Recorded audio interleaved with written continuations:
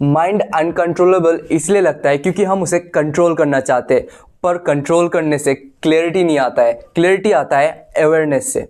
तुम्हारे माइंड में बहुत सारे थॉट्स आते रहते हैं, तुम काम कर रहे होते हो और तुम्हारा माइंड कहीं और चला जाता है, तुम नोटिस भी नहीं करते कब बस अचानक रियलाइज होता है 5 मिनट नहीं आधा घंटा निकल गया। थॉट्स बस रैंडम आते हैं और पता भी नहीं चलता कब हम उनके साथ बह गए। और जब हम नोटिस करते हैं तब बोलते हैं कि मेरा माइंड अनकंट्रोलेबल है। पर प्रॉब्लम्स थॉट्स नहीं है, प्रॉब्लम ये है कि हम उन्हें समझने की जगह हम उन्हें कंट्रोल करना चाहते हैं। माइंड का काम है सोचना, थॉट्स आना नेचुरल है। कभी किसी पेंडिंग काम का थॉट आएगा, कभी फ्यूचर का थॉट आएगा, कभी पास्ट का थॉट आएगा। प्रॉब्लम तब होता है जब वो थॉट बार बार डिस्टर्ब करता है। यहाँ एक सिंपल चीज़ काम करती है, एक पेपर लो, उसमें 5 मिनट के लिए जो भी थॉट आ रहा है बस लिख दो, छोटा बड़ा स्टूपिड कुछ भी। जैसे ही तुम लिख देते हो तुम्हारा दिमाग रियलाइज करता है ओके ये स्टोर हो गया, अब इसे बार बार याद करने की ज़रूरत नहीं। रिजल्ट तुम्हारा दिमाग थोड़ा हल्का होता है। इससे रिलेटेड देखो भाई, मेरा एक बहुत गजब का एक्सपीरियंस है। मेरे साथ क्या हुआ, एक बार मैं बहुत ही स्ट्रेस था, मेरा बहुत सारा पेंडिंग वर्क गिरा हुआ था स्टडीज रिलेटेड, तो मेरे को स्ट्रेस हो रहा था, ये सब करना है, ये करना है, वो करना है, ये करना है। तो मैंने क्या किया, मैंने एक पेपर निकाला, मैंने सब लिख दिया अपना पेंडिंग वर्क, ये है वो है ये।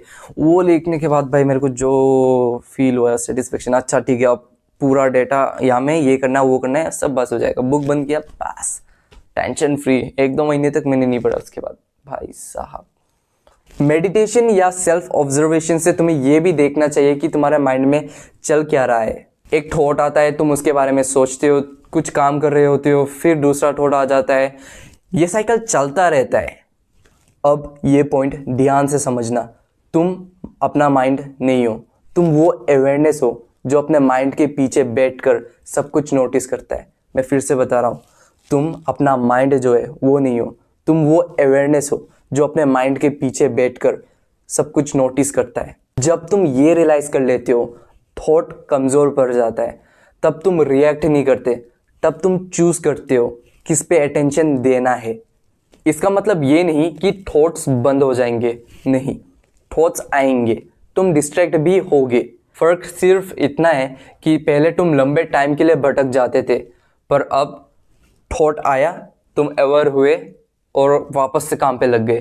तुम 24/7 अवेयर नहीं रह सकते, ऐसा करोगे तो तुम फ्रस्ट्रेट हो जाओगे और टायर्ड हो जाओगे।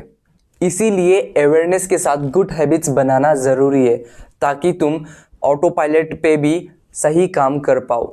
काम से कभी डरना मत, क्योंकि अल्टीमेटली वही है जो तुम्हें रिजल्ट देता है। सिर्फ ज्ञान लेना, खुद को स्पेशल समझना, इससे कुछ नहीं होता।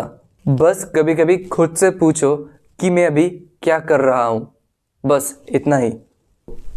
तुम अपने माइंड को माइंड से कंट्रोल नहीं कर सकते हो। ये ऐसा है कि जैसे अपने हाथ से अपने हाथ को पकड़ना, बिल्कुल ही इम्पॉसिबल है। पर जब तुम अवेयर होते हो तब क्लैरिटी आता है, और क्लैरिटी के साथ तुम अपना काम कर पाते हो। बस